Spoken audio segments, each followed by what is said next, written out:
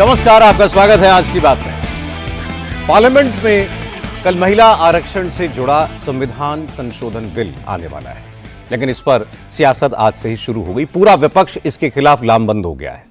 कांग्रेस समेत सभी opposition parties ने कहा है कि वो महिला आरक्षण के सपोर्ट में है, लेकिन डीलिमिटेशन बिल का विरोध करेंगे, डीलिमिटेशन बिल के खिलाफ वोट करेंगी।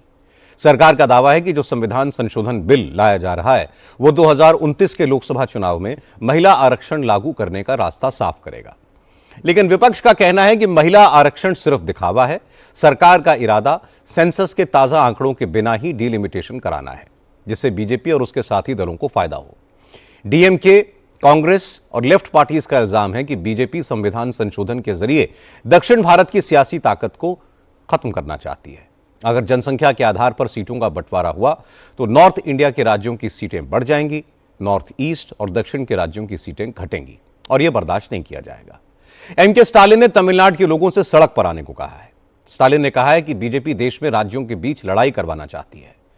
पिनराई विजयन ने कहा कि बीजेपी साउथ के राज्यों की ताकत घटाकर अपनी सत्ता को स्थायी बनाना चाहती है, क्योंकि साउथ में बीजेपी को सीटें नहीं मिलती।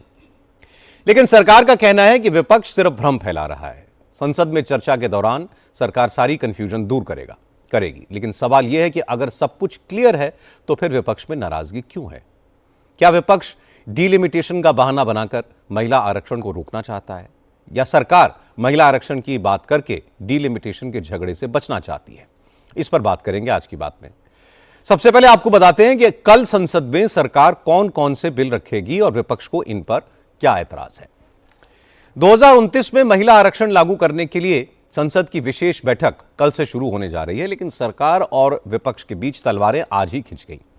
विपक्ष ने दो टूक लफ्जों में कह दिया है कि वो महिला आरक्षण के सपोर्ट में है, लेकिन सरकार ने डीलिमिटेशन और कॉन्स्टिट्यूशन अमेंडमेंट के जो बिल पेश किए हैं वो लोकतंत्र के खिलाफ हैं। इसलिए विपक्षी दल पूरी ताकत से इसका विरोध करेंगे। 3 दिन चलने वाली संसद की कार्रवाई में सरकार 3 बिल पेश करने वाली है। 131वां संविधान संशोधन बिल, डीलिमिटेशन अमेंडमेंट बिल और union territories act amendment bill. इन बिल्स पर लोकसभा में 18 घंटे और राज्यसभा में चर्चा के लिए 10 घंटे का वक्त डिसाइड किया गया है। लोकसभा में प्रधानमंत्री मोदी चर्चा में भाग लेंगे और चर्चा का जवाब गृहमंत्री अमित शाह देंगे। आइए बात करते हैं बंगाल की। बंगाल में आज तृणमूल कांग्रेस को परेशान करने वाली 2 खबरें आईं। कोल स्कैम मामले में ईडी का एक्शन जारी है। चुनावी माहौल के बीच ईडी ने कोल स्कैम के केस में करीब 160 करोड़ रुपए की प्रॉपर्टीज सीज कर ली हैं। इससे पहले ईडी करीब 322 करोड़ की प्रॉपर्टीज भी जब्त कर चुकी है। दूसरी बड़ी खबर यह है कि आज ममता बनर्जी ने दावा किया कि उनकी गाड़ी की चेकिंग हुई। सेंट्रल फोर्सेज ने एयरपोर्ट पर उनकी गाड़ी चेक करने की कोशिश की। ममता ने कहा कि उन्हें चेकिंग से कोई दिक्कत नहीं है, क्योंकि उनके पास छुपाने के लिए कुछ नहीं है। लेकिन अगर चुनाव आयोग निष्पक्ष है और मुख्यमंत्री की गाड़ी चेक कर सकता है तो प्रधानमंत्री की गाड़ी भी चेक होनी चाहिए। बीजेपी होल पावर को, आइन कानून को छोड़ के बंगाल को जलाने आया है। आज दमदम एयरपोर्ट में हमारा गाड़ी का पास में भी आया सेंट्रल फोर्स। मैंने बोला क्या चेक करो, हम चाहते हैं तुम हमारा गाड़ी भी चेक करो। अगर तृणमूल का ऑल लीडर को चेक होगा तो प्राइम मिनिस्टर को क्यों नहीं होगा?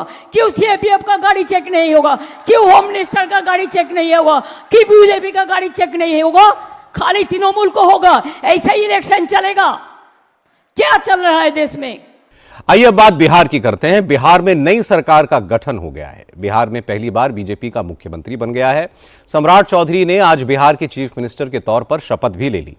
आज लोक भवन में गवर्नर सैयद अता हसनैन ने सम्राट चौधरी के अलावा डिप्टी चीफ मिनिस्टर के तौर पर विजेंद्र यादव और विजय चौधरी को शपथ दिलाई। लेकिन नोट करने वाली बात यहां यह थी कि शपथ ग्रहण समारोह में बीजेपी के केंद्रीय नेताओं में सिर्फ पार्टी अध्यक्ष नितिन नवीन और केंद्रीय मंत्री जेपी नड्डा आए। पता यह लगा है कि अब सम्राट चौधरी 1 मई को अपने मंत्रिमंडल का विस्तार करेंगे। शपथ ग्रहण के तुरंत बाद सम्राट चौधरी मुख्यमंत्री के दफ्तर पहुंचे और कामकाज संभाला। अब बात पंजाब की। आज आम आदमी पार्टी के लिए बुरी खबर आई। राज्यसभा में आम आदमी पार्टी के डिप्टी लीडर अशोक मित्तल के घर और ठिकानों पर आज ईडी ने रेड की। Ashok Mittal lovely professional university के चांसलर हैं। उन पर फॉरेन एक्सचेंज मैनेजमेंट एक्ट के उल्लंघन और विदेशी वित्तीय लेन देन में हेरफेर के आरोप हैं। ईडी ने अशोक मित्तल के पंजाब और गुरुग्राम के 8 परिसरों पर रेड की। अशोक मित्तल पर आरोप है कि लवली प्रोफेशनल यूनिवर्सिटी में विदेशी लेन देन में गड़बड़ी की गई है। छापेमारी की कार्रवाई जालंधर और फगवाड़ा में lovely professional university, lovely autos और अशोक मित्तल के घर पर की गई। जैसे ही ईडी की रेड की खबर आई तो आम आदमी पार्टी के नेताओं ने बीजेपी पर हमले शुरू कर दिए। आगे बढ़ते हैं। आज कांग्रेस नेता पवन खेड़ा को सुप्रीम कोर्ट से बड़ा झटका लगा। सुप्रीम कोर्ट ने पवन खेड़ा को तेलंगाना हाईकोर्ट से मिली अग्रिम जमानत पर स्टे लगा दिया है। असम के मुख्यमंत्री हेमंता बिस्वा शर्मा की पत्नी पर आरोप लगाने के बाद से गिरफ्तारी के डर से पवन खेड़ा भागे भागे फिर रहे थे। कुछ दिन पहले तक वो तेलंगाना में थे। उन्हें तेलंगाना हाईकोर्ट ने इंटरिम ट्रांजिट बेल दे दी थी, लेकिन असम सरकार ने तेलंगाना हाईकोर्ट के आदेश को सुप्रीम कोर्ट में चुनौती दी। असम सरकार की तरफ से कहा गया कि अपराध असम में हुआ है, मामला भी असम में दर्ज हुआ है, ऐसे में तेलंगाना हाईकोर्ट अग्रिम जमानत कैसे दे सकता है। इसके बाद सुप्रीम कोर्ट ने तेलंगाना हाईकोर्ट के आदेश पर रोक लगा दी। हालांकि कोर्ट ने यह कहा कि अगर पवन खेड़ा गुवाहाटी हाईकोर्ट में पिटीशन फाइल करना चाहते हैं तो सुप्रीम कोर्ट का स्टे इसमें रुकावट नहीं बनेगा। सुप्रीम कोर्ट के ऑर्डर के बाद असम के मुख्यमंत्री हेमंता बिस्वा शर्मा ने कहा कि पवन खेड़ा ने गलत आरोप लगाए, इसलिए कानून का सामना तो उन्हें करना पड़ेगा। खबर अब उत्तर प्रदेश की। योगी आदित्यनाथ की सरकार ने नोएडा में पिछले 2 दिनों में हुई हिंसा की जांच एसआईटी को सौंप दी है। अब तक इस मामले में 10 एफआईआर दर्ज की गई हैं। 600 से ज्यादा लोग गिरफ्तार हुए हैं।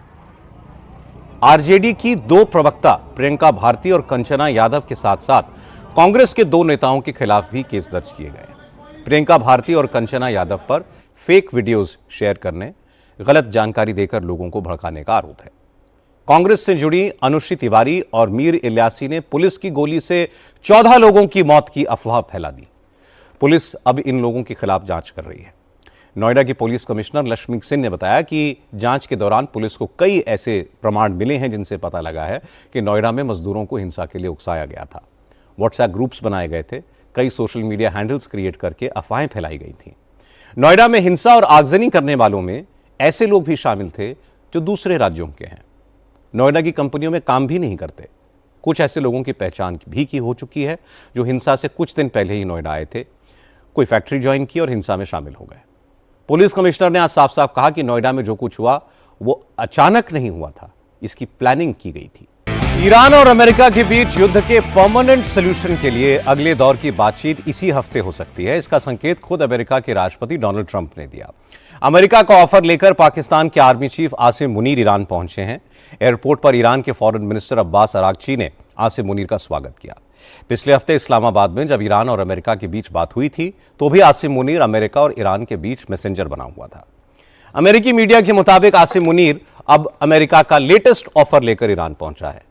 हालांकि प्रेसिडेंट ट्रंप ने आज फिर कहा कि ईरान उनके साथ डील करने को लेकर बेकरार है, क्योंकि उन्होंने स्ट्रेट ऑफ हॉर्मुज की नाकाबंदी कर दी है। ट्रंप ने कहा कि उनके इस कदम से चीन भी खुश है।